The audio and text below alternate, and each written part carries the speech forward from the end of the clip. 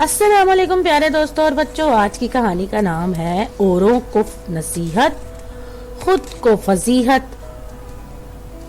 साकिब, साकिब यहाँ आओ। साकिब के बड़े भाई आकिब ने अपने छोटे भाई को आवाज देते हुए बुलाया।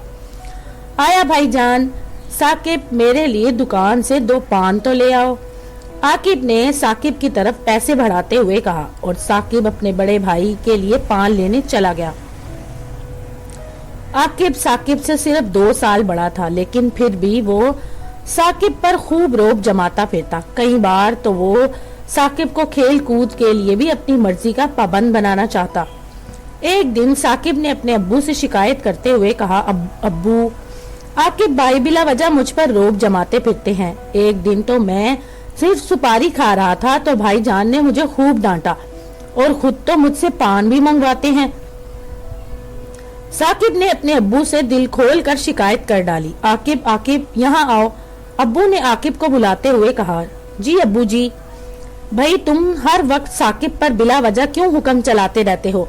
ये तुम्हारा छोटा भाई है, इसका ख्याल रखना तुम्हारा फर्ज है।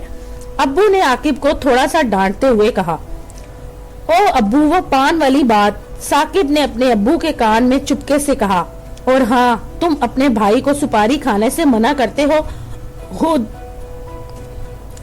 इससे पान मंगवा कर खाते हो। क्या ये अच्छी बात है? वैसे भी पान या सुपारी खाना कोई अच्छी बात तो नहीं।